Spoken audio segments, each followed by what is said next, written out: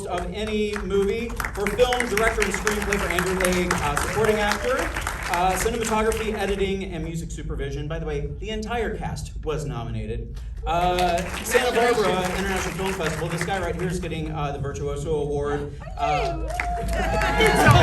Surprise!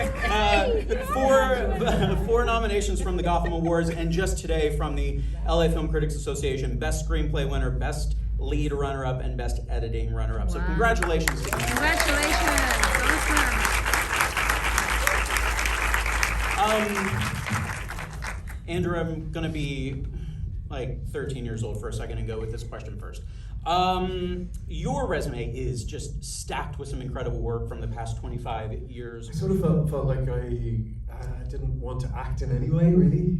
You kind of, I think, as most of the people know here, you kind of don't want to act in most of the things you do. We don't want to be caught acting. But in this one particularly, I think because of the subject matter and there was so much stuff that I felt like I wanted to bring my own stuff to, and I wanted to represent Andrew Haigh, our writer, in a way because it was so personal to him.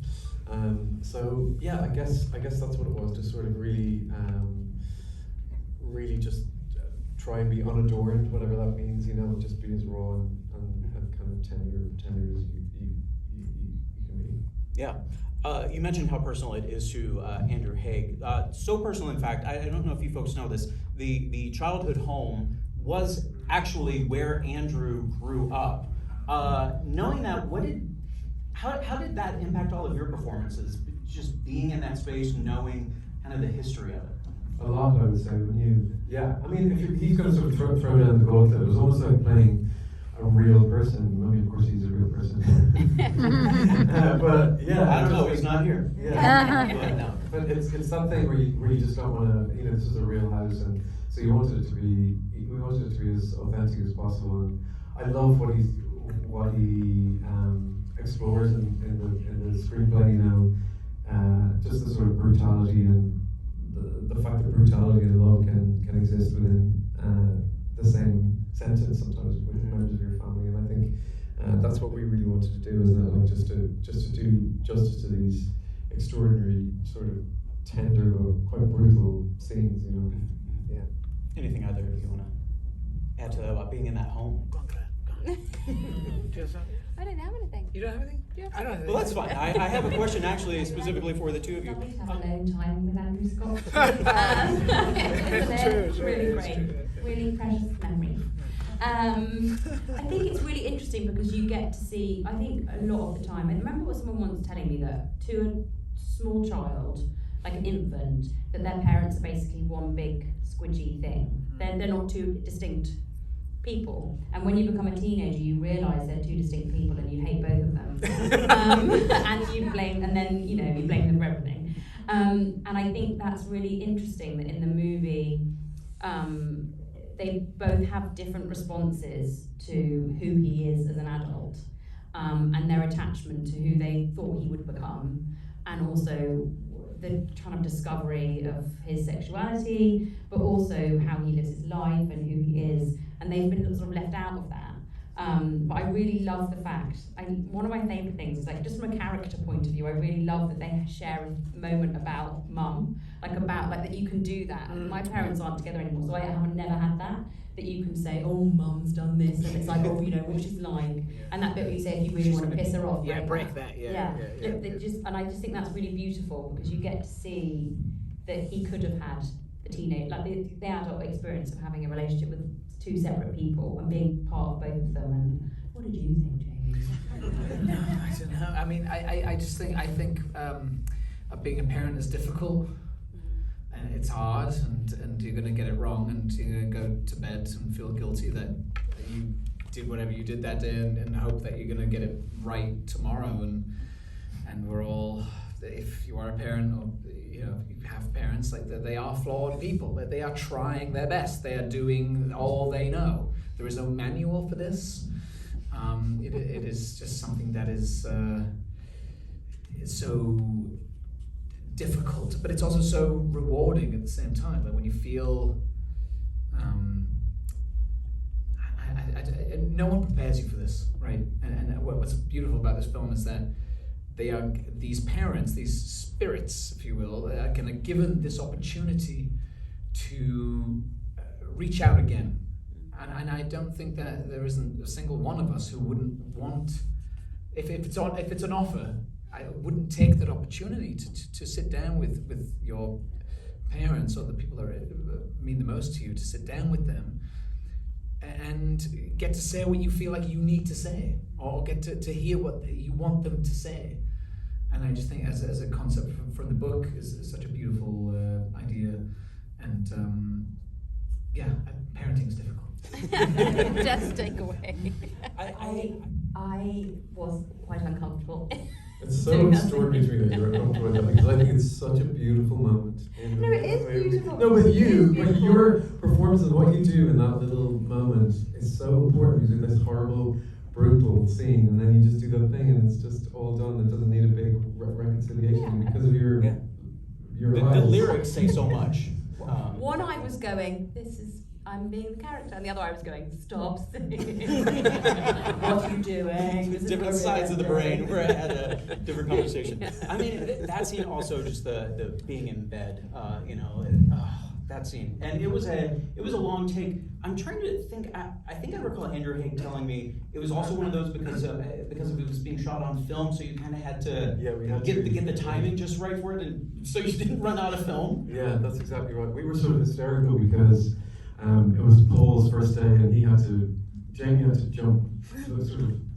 Everyone was there. You were all sliding in and out of it. Yeah, it was a normal double-sized bed. It wasn't like a big bed. There wasn't a room for two people in it, but there were 4 people in it. Yeah. And it was creaky, and Claire had to face the boys kind of sliding in, sliding out. So we were actually quite giddy. But then we had to. I actually think there's something, because Andrew was saying, we were very naughty, like this. But I actually think sometimes being playful and like laughing and all that kind of stuff when you have to do something that's quite emotional is a really good place to be when you're on set. Like that, you're not like, okay, but this really heavy thing to do. We have to be really, really serious, because if you've got this great script and you have somebody brilliant to act with, then and you trust each other, then you're just sort of ready to be light when you've got a heavy scene to do. I think when you've got a heavy scene, it's sometimes nice to be in a kind of light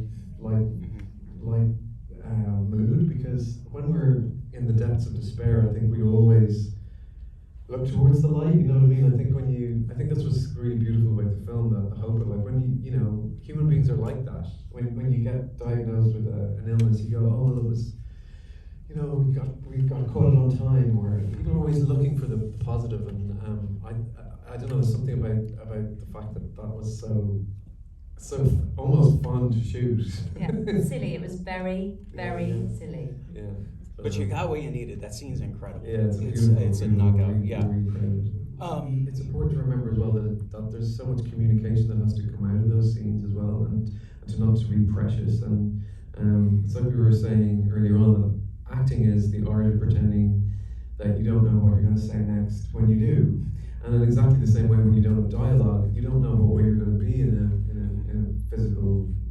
a sex scene. So it's to keep that sort of thing alive, and so it's. I suppose there's some skill involved in it, but also you want to just be listening to each other. I think that's what chemistry is. Whether you're on a date with somebody or whatever, it's just you're hyper aware of the other person. And so to keep that as fresh as possible, we didn't over it. This kind of love story in sex scenes I just love the tenderness between them. I think whatever the prejudice that exists in the world about gay people, whatever. I think people can in some ways understand the sexual act for whatever reason, but I think what's radical is tenderness between two men, particularly.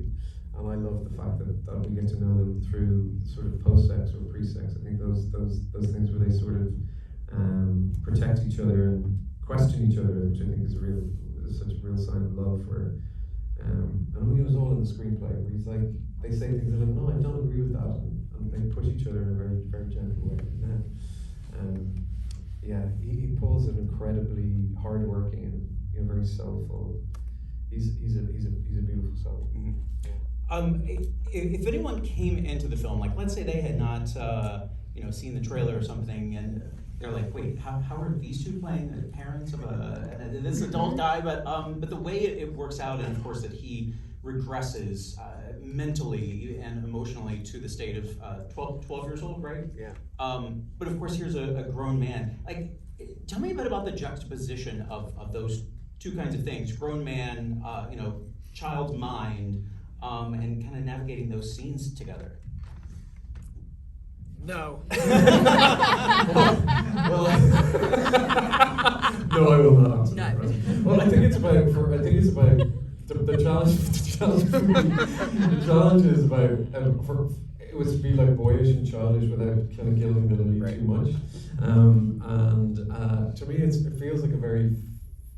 I don't think it's particularly obvious because it's kind of quite reduced the set and everything, but it's quite a physical part. And that's what I thought about physicality, because the screenplay had sort of taken care of itself, was so beautifully done. I think my job was to add a little bit of physicality to it.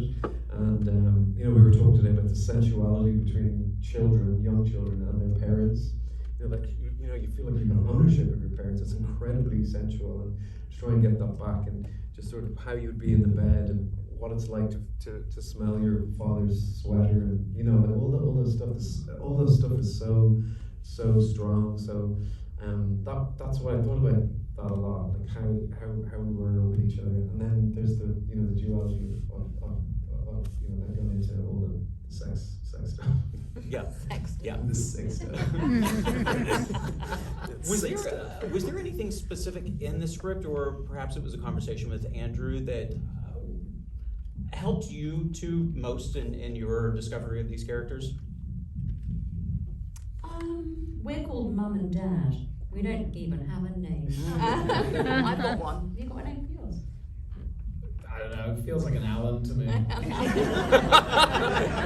a Moira. Moira and Alan. Moira and Alan. Oh, love you, Moira. Love you, Alan. Don't think you're really coming with us now. No, I think that it was a really fine balance, I think, between being, you have to play them as real people even though they're dead. And you have to suspend your reality and not try and make too much sense of it.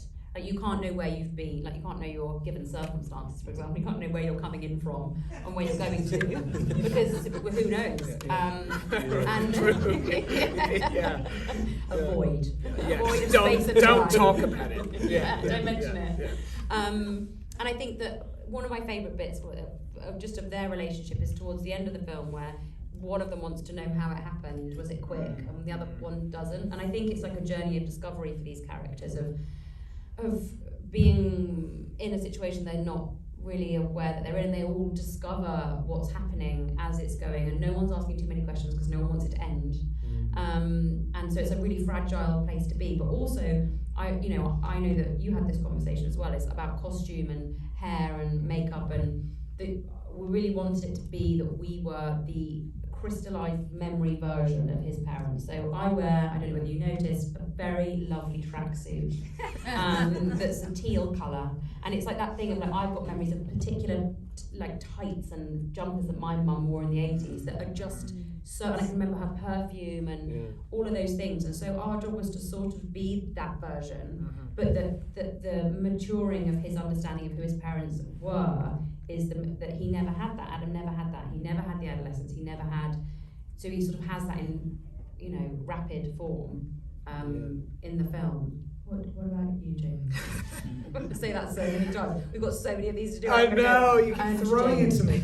No, I don't know. I think in terms of them being kind of spectres, right? I think Andrew Haig was he's clearly disinterested in that stuff. He's clearly disinterested in the rules of it. I think that the objective for us as actors, I think the thing that was maybe spoken of, I don't know, I mean, the thing is that it's so personal to Andrew Haig. We're shooting in his fucking house. But the brilliance of Andrew Haig is that he's not burdening us with that fact that we are playing versions of his parents. So as a director to his actors, he's not going like, this is important to me because it's my life and this is my bed that you're rolling out of. Like, he's not bringing any of that, and he's also aware that we as actors are going to be bringing something of ourselves to this, right? And he's written something so eloquent and so brilliantly observed that I think, if anything, the worry was, am I going to burden this stuff with my own bullshit, my own sense of I'm a father of 3 kids, and I don't have a dad, and now I'm doing this scene with a son where he says I'm sorry, and that's the only fucking thing I ever wanted. So like I don't want to fuck it up by bringing so much of myself to it. So his only note was really reach out to Andrew Scott with love. That's it. That's all you need to do. And the brilliance of the gift that me and Claire were given is that we have a fantastic scene partner who is, as you're mentioning, all these physicalities, these behaviors of this man who was trapped, who's so desperate to kind of break out from this sense of being trapped, that he, and all the physicality that Andrew's mentioned, that really does kind of catch you off guard as a parent, because these kids do these things. That my daughter said something today, and there's ruined my day in a way. She said to me, "I didn't mean to be cruel," and I was like, "No, you weren't. I was just kind of disinterested in what you were doing." Genuine, but like, but that was also so. When you reach out to me and you kind of like put your hand on my, because you don't want to hear the thing I'm about to say. Yeah. It's just so crushing what these kids can do for you. That all we needed to do was just to be there for him and give him that space and allow him to be accepted, allow him to be understood and be listened to. And I think that's a good lesson for if any of you have kids. That's a great lesson for all of us, including myself, which I didn't do today. Do you have a parenting advice column? No, but I should. No, I know. I fuck it up every week. I'm fucking it up every day. Let's get that started. Get that we're going. All doing it. Yeah. All right. The thing that's kind of, I think that's why it's so skillfully maneuvered. To me, it reminds me so much of a dream. When you wake up from a dream, and you wake up and you can be absolutely desolate, or you can be full of fury, or you can wake up feeling lustful, or whatever it is that you wake up from a dream, and it's so potent. You're not really thinking about the logic and the plot of the dream, and I think what Andrew sort of skillfully does and wants people, to direct people towards, is a sort of a less of an interest in, oh my God, was it this? Because I think there can be within this room a whole range of different reactions to what might be, are they all dead? Or what's the love? I've heard so many different responses to it, and so I think the most important thing, and I think the thing that the film has in spades, is a real gut punch to our emotions, and that's an extraordinary thing to sort of achieve. So the twist of it, is. Like, there isn't one right answer. He's really interested in kind of asking the questions, but the feeling of it is the thing that I hope people take away from it. Well, speaking of feelings, you guys have, I think even certainly this weekend, gotten to experience the film and speak with a handful of audiences. Is there a particular reaction, a story someone has shared with you that kind of like you kind of can't forget about? So many, yeah. I think that's what's so wonderful about it, is that there's so many different moments where people are very upset, and they say, "Oh, that bit where you," and it's always very different moments within the film. And people talk about, of course, their parents, and not just their parents, but people that are just not in their lives anymore. And that's sort of, I always think it's a theatrical idea, the idea, an audacious idea. It's a very simple one. Bring back, talk to somebody that is not in your life anymore. That's what grief is. I don't think it has to be a dead person, it can be like an ex-relationship or whatever. But I think that's why it touches people in a way that it does, that you think, I think it's so specific to Andrew's life, and its generosity and its specificity makes it so universal. People are allowed to think very, very potently about their own experience. And so, yeah, I've heard incredible things. Have you guys heard? Yeah, really amazing, beautiful stuff, yeah. No, I had a journalist cry today, which, Well, I was going to tell you guys when we were sitting out there, I'm glad I stepped off for the last 30 minutes because I didn't want to be a mess in here. It gets you. Yeah, I think it is that thing that, the more specific something is, or the more personal that it is. Like, I think if we didn't have filmmakers like Andrew who wanted to shoot in their own house and lay themselves bare, basically, I love films that are about escapism and, the fantasy and, like Star Wars and things like that, so far removed from necessarily the human experience. But if we didn't have people who were genuinely making things that were so heartfelt and so, like, and you, Andrew, as well, like, also willing to step into that place where you are required to do that as an actor, then we wouldn't have any release as as a race of people, like, because we don't, so often we go through our lives trying not to feel anything. And I think films, you can't, and theatre, and you can't underestimate the power of someone doing the feeling for you and making you feel safe enough to just have a good old cry and remember things that you've forgotten. And I just, you know, yeah, it's great to be part of something that genuinely people feel safe enough to be upset about bad things happening to them. No, I mean, I've heard from the people that I've kind of forgotten about, that I either work with or have these things in your inbox where suddenly I've forgotten about them, and they reminded me that we worked together, and they said, my father died before I came out to him, or you know, so that scene with you and Andrew, like, is so much more monumental than we could have ever really understood when we sat down to do it. But that's why we do this.